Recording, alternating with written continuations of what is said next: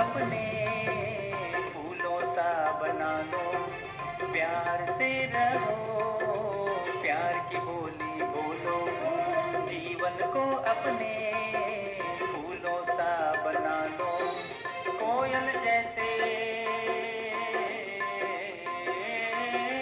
कोयल जैसे बोल से अपने दिल में अमृत घोले, ऐसा हो व्यवहार अपना हर मन को जो छू ले।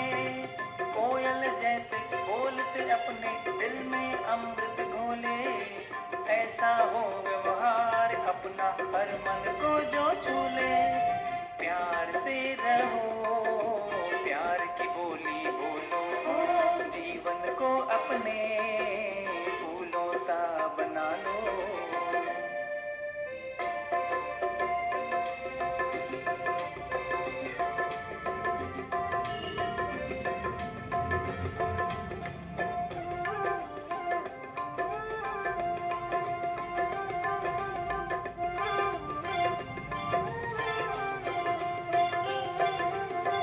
बोल से बनती है कितनी कहानियाँ, बोल से होता ही है लाभ और हानियाँ।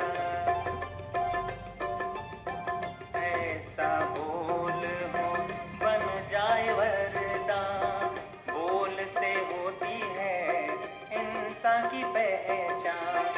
एक बोल से बना महाभारत, बोल से मिलती है दौलत शोहरत। सात सुरों की, सात सुरों की सरगम जैसे दिल में अमृत घोले, ऐसा हो व्यवहार अपना हर मन को जो छू ले। सात सुरों की सरगम जैसे दिल में अमृत घोले, ऐसा हो व्यवहार अपना हर मन को जो छू ले। प्यार से रहो, प्यार की बोली बोलो, जीवन को अपने फूलों सा बना लो।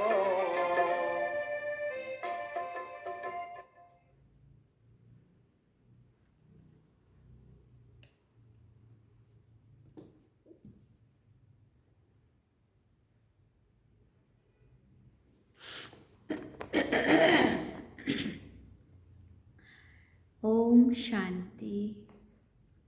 बाबा गुड मॉर्निंग। आज बाबा के 6 जनवरी 2025 के महावाक्य हैं। बाबा ने सार में कहा, मीठे बच्चे, तुम्हारा एक एक बोल बहुत मीठा फर्स्ट क्लास होना चाहिए। जैसे बाप दुख हरता सुख करता है, ऐसे बाप समान सबको सुख दो।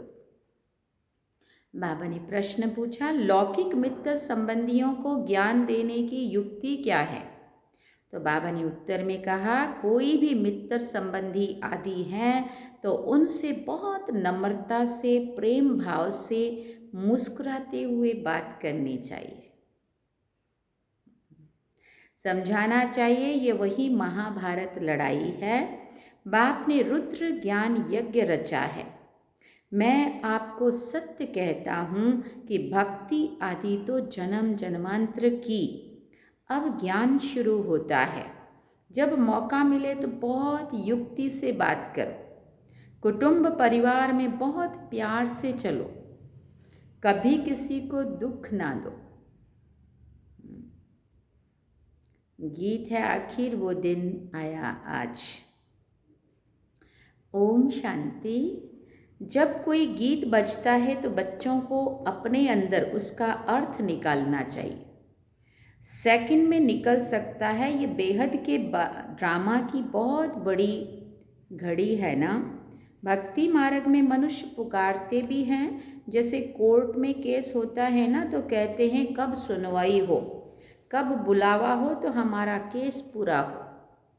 तो बच्चों का भी केस है। बाबा पूछते, कौन सा केस है? रावण ने तुमको बहुत दुखी किया है।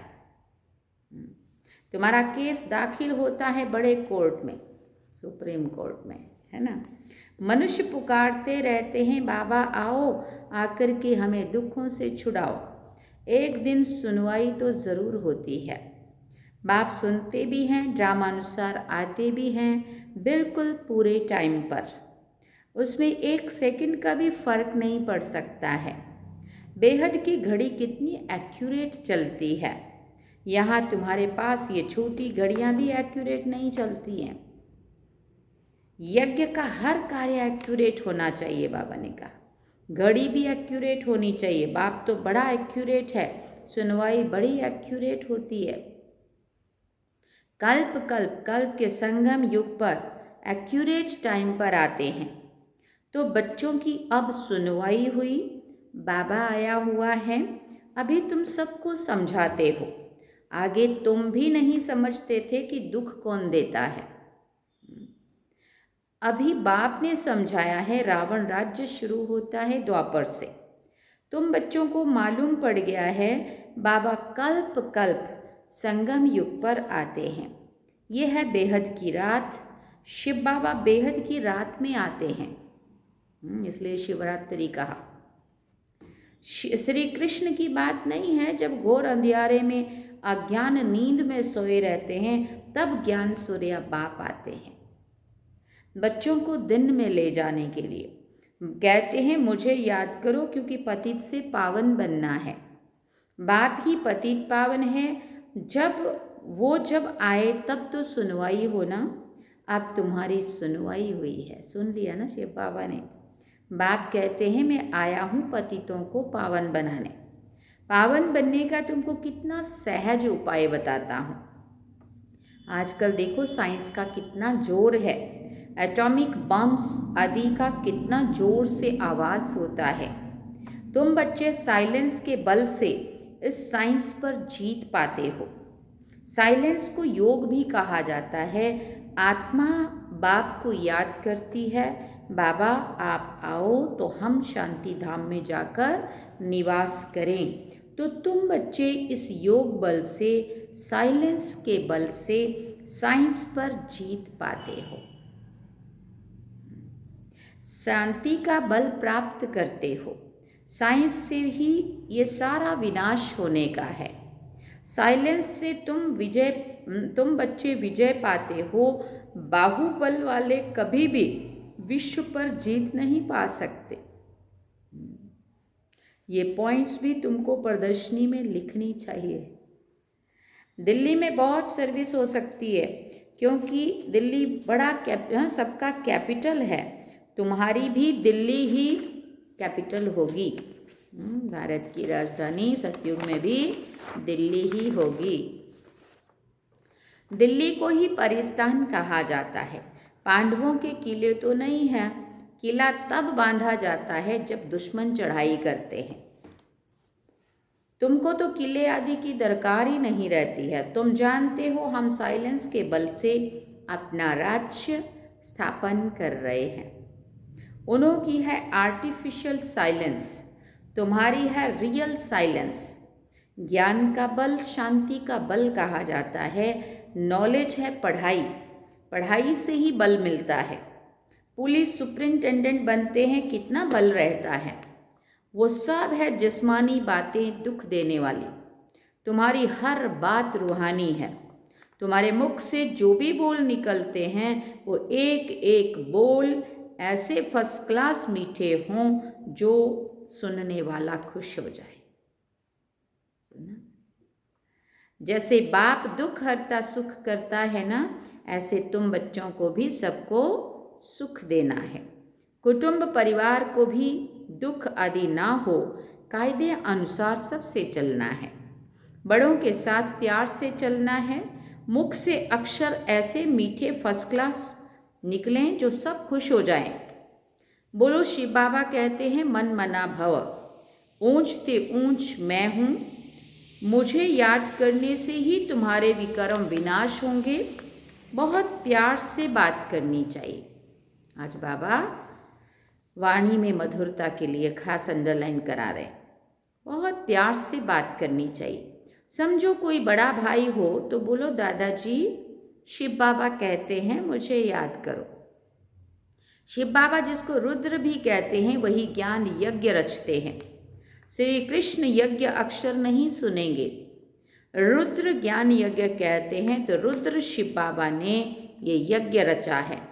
राजाई प्राप्त करने के लिए ज्ञान और योग सिखा रहे हैं। बाप कहते हैं भगवान उवाच मामेकम याद करो, क्योंकि अभी सबकी अंत घड़ी है, वानप्रस्थ अवस्था है, सबको वापस जाना है। मरने समय मनुष्य को कहते हैं ना, ईश्वर को याद करो। यहाँ ईश्वर स्वयं कहते हैं मौत सामने खड़ा है, इनसे कोई बच नहीं सकते हैं। अंत में ही बाप आकर कहते हैं कि मुझे याद करो तो तुम्हारे सब पाप भस्म हो जाएं। इनको याद की अग्नि कहा जाता है, योग अग्नि। बाप गारंटी करते हैं, बाबा क्या गारंटी करते हैं? बाप गारंटी करते हैं कि इससे तुम्हारे पाप दग्ध हो जाएंगे। विकर्म विनाश होने का, पावन बनने का और कोई भी उपाय नहीं है। पापों का बोझा सिर पर चढ़ते चढ़ते, खाद पड़ते पड़ते सोना 9 कैरेट का हो गया है। 9 कैरेट के बाद मुलम्मा कहा जाता है। अभी फिर 24 कैरेट कैसे बने? आत्मा प्योर कैसे बने? प्योर आत्मा को जेवर भी प्योर मिलेगा। अब आत्मा जब साफ सुथरी हो जाएंगी, सत्व प्रधान शुद्ध बन जाएंगी, शक्तिशाली बन जाएंगी, दिव्य गुण संस्कार सब आ जाएंगे, तो फिर शरीर भी ऐसा ही गुणवान, निरोगी, कंचन काया, सब अच्छा मिलेगा। कोई मित्र संबंधी आदि है तो उनसे बहुत नम्रता से, प्रेम भाव से, मुस्कुराते हुए बात करनी चाहिए। उनको लगेगा कि अच्छी जगह जाते हैं ये लोग। समझाना चाहिए ये तो वही महाभारत लड़ाई है, ये रुद्र ज्ञान यज्ञ भी है। बाप द्वारा हमको सृष्टि के आदि मध्य अंत की नॉलेज मिल रही है, और कहाँ भी ये नॉलेज मिल ना सके। मैं आपको सत्य कहता हूँ, ये भक्ति आदि तो जन्म जन्मांतर की है। अब ज्ञान शुरू होता है। भक्ति है रात, ज्ञान है दिन। सतयुग में भक्ति होती नहीं है। ऐसे ऐसे युक्ति से बात करनी चाहिए। जब कोई मौका मिले तब तीर मारना होता है, तो समय और मौका देखा जाता है। ज्ञान देने की भी बड़ी युक्ति चाहिए। बाप युक्तियाँ तो सबके लिए बताते रहते हैं। पवित्रता तो बड़ी अच्छी है। ये लक्ष्मी नारायण हमारे बड़े पूज्य है ना पूज्य पूज्य पावन, फिर पुजारी पतित बने। पावन की पतित बैठ पूजा करे, ये तो शोभता नहीं है। कई तो पतित से दूर भागते हैं। बल्लभाचारी कभी पाँव को छूने नहीं देते हैं। समझते हैं ये छी मनुष्य हैं, अपने को समझते हैं शुद्ध साफ सुथरे। मंदिरों में भी हमेशा ब्राह्मण को ही मूर्ति छूने का अलाव रहता है। शुद्र मनुष्य अंदर जाकर छू ना सके, इसलिए वो लगाया हुआ होता है, इसके अंदर आ ही नहीं सकते करके। वहाँ ब्राह्मण लोग ही उनको स्नान आदि कराते हैं और कोई को जाने नहीं देते हैं। हाँ, दूर से दर्शन करो। फर्क तो है ना। अब वो तो है कुख वंशावली ब्राह्मण, तुम हो मुख वंशावली सच्चे ब्राह्मण। तुम उन ब्राह्मणों को अच्छा समझा सकते हो कि ब्राह्मण 2 प्रकार के होते हैं। एक तो है प्रजापिता ब्रह्मा के मुख वंशावली, दूसरे हैं कुख वंशावली। ब्रह्मा के मुख वंशावली ब्राह्मण है ऊंचते ऊंच चोटी। यज्ञ रचते हैं तो भी ब्राह्मणों को मुकर्रर किया जाता है। ये फिर है ज्ञान यज्ञ। ब्राह्मणों को ज्ञान मिलता है, जो फिर जाकर देवता बनते हैं। वर्ण भी समझाए गए हैं। जो सर्विसेबल बच्चे होंगे उन्हें सर्विस का सदैव शौक रहेगा। कहाँ प्रदर्शनी होगी तो झट सर्विस पर भागेंगे। हम जाकर ऐसी ऐसी पॉइंट समझाएं। प्रदर्शनी में तो प्रजा बनने का व्यंग मारक है, आप ही ढेर के ढेर आ जाते हैं, तो समझाने वाले भी अच्छे होने चाहिए। अब कुंभ मेला लग रहा है, कितने बड़े बड़े ग्रुप आएंगे, हजारों क्या लाखों दुनिया आके संदेश लेगी। ये अंतिम ही कुंभ मेला है वैसे भी। हाँ, 12 साल बाद आता है ना, अब कहाँ टाइम इतना है। अगर कोई ने पूरा नहीं समझाया तो कहेंगे बीके के पास यही ज्ञान है। डिससर्विस हो जाती है। प्रदर्शनी में एक ऐसा चुस्त हो जो समझाने वाले गाइड्स को देखता रहे। अब उधर कुंभ मेले की बड़ी जोर शोर से तैयारियां चल रही है, तो वहाँ कितनी दुनिया आएगी, तो वो भी गाइड भी चाहिए ना, समझाने वाले। कोई बड़ा आदमी है तो उनको समझाने वाला भी ऐसा अच्छा देना चाहिए। इसलिए बाबा पहले से देखो मुरली भी कैसी चला रहे। कम से कम समझाने वालों को हटा देना चाहिए। जो अच्छे से बात को क्लियर ना कर सके, बाबा कहते हैं उनको हटा देना चाहिए। सुपरवाइज करने का एक अच्छा होना चाहिए। सुपरवाइज करने पर एक अच्छा होना चाहिए जो देख सके कि सही में सेवा हो रही है कि क्या हो रहा है। क्योंकि लाखों करोड़ों रुपया खर्च हुआ इस मेले में। कितना 2 एकड़ ज़मीन में ये मेला लग रहा है। तुमको तो महात्माओं को भी बुलाना है। तुम सिर्फ बतलाते हो कि बाबा ऐसा कहते हैं, वो ऊंचते ऊंच भगवान है, वही रचयिता बाप है, बाकी सब है उनकी रचना। वर्षा बाप से मिलेगा, भाई भाई को वर्षा क्या देगा? कोई भी सुख धाम का वर्षा दे ना सके। वर्षा देते ही हैं बाप। सर्व का सदगति करने वाला एक ही बाप है, उनको याद करना है। बाप खुद आकर गोल्डन एज बनाते हैं, ब्रह्मा तन से स्वर्ग स्थापन करते हैं, शिव जयंती मनाते भी हैं, परंतु वो क्या करते हैं ये सब मनुष्य भूल गए हैं। शिव बाबा ही आकर राजयोग सिखलाए वर्षा देते हैं। 5000 वर्ष पहले भारत स्वर्ग था, लाखों वर्ष की तो बात ही नहीं है। तिथि तारीख सब है, इनको कोई खंडन कर ना सके। नई दुनिया और पुरानी दुनिया आधा आधा चाहिए। वो सत्युग की आयु लाखों वर्ष कह देते तो कोई हिसाब हो नहीं सकता है। स्वस्तिका में भी पूरे 4 भाग हैं। 1250 वर्ष हर युग में बांटे हुए हैं। हिसाब किया जाता है ना। वो लोग हिसाब तो कुछ भी जानते नहीं है, इसलिए कौड़ी तुल्य कहा जाता है। अब बाप हीरे तुल्य बनाते हैं। सब पतित हैं, भगवान को याद करते हैं, उन्हों को भगवान आकर ज्ञान से गुलगुल बनाते हैं। तुम बच्चों को ज्ञान रत्नों से सजाते रहते हैं, फिर देखो तुम क्या बनते हैं, तुम्हारी एम ऑब्जेक्ट क्या है। भारत कितना सिरताज था, सब भूल गए हैं। मुसलमानों आदि ने भी कितना सोमनाथ मंदिर से लूटकर मस्जिदों आदि में हीरे आदि जाकर लगाए हैं। अभी उनकी तो कोई वैल्यू भी नहीं कर सकते। इतनी बड़ी बड़ी मणियाँ राजाओं के ताज में रहती थी, कोई तो करोड़ की, कोई 5 करोड़ की। सोचो कितना ले गए हैं ये लोग। आजकल तो सब इमिटेशन निकल पड़ी है। इस दुनिया में सब है आर्टिफिशियल पाई का सुख, बाकी है दुख। इसलिए सन्यासी भी कहते हैं कागविष्टा समान सुख है। इसलिए वो घर बार छोड़ देते हैं, परंतु अब तो वो भी तमो प्रधान बन पड़े हैं, शहर में अंदर घुस पड़े हैं। परंतु अब किसको सुनाएं? राजा रानी तो है नहीं, कोई भी मानेगा नहीं। कहेंगे सब अपनी अपनी मत है, जो चाहे सो करो, संकल्प की सृष्टि है, फिर ऐसा बोलेंगे। अब तुम बच्चों को बाप गुप्त रीति पुरुषार्थ कराते हैं, तुम कितना सुख भोगते हो। दूसरे धर्म भी पिछाड़ी में जब वृद्धि को पाते हैं तब लड़ाइयाँ आदि खिटपिट होती है। पौना समय तो सुख में रहते हो, इसलिए बाप कहते हैं तुम्हारा देवी देवता धर्म बहुत सुख देने वाला है।